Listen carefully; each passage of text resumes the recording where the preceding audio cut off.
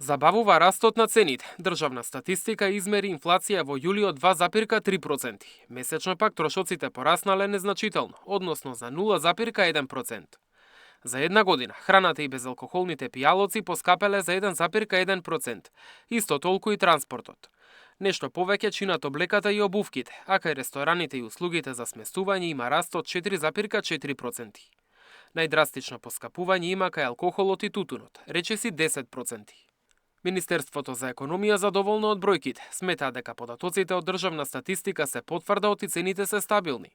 Сепак вела дека и понатаму внимателно ќе ги следат ценовните движења, преку анализа на бруто профитните маржи, набавните и продажните цени. Паралелно, државниот пазарен инспекторат продолжува со редовни и засилени инспекциски контроли за да се спречат евентуални злоупотреби и неоправдани поскапувања. Во моментов, официјалните показатели не упатуваат на потреба од воведување нови интервентни мерки, бидејќи ценовните движења се стабилни, а кај најзначајната категорија, храната, веќе втор месец поред се бележи намалување на цените.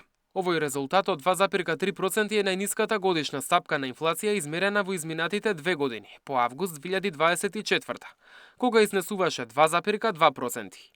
Со ова продолжува трендот на смирување на ценовниот притисок по пролетниот пик, кога во април годинава инфлацијата достигна 5,7%.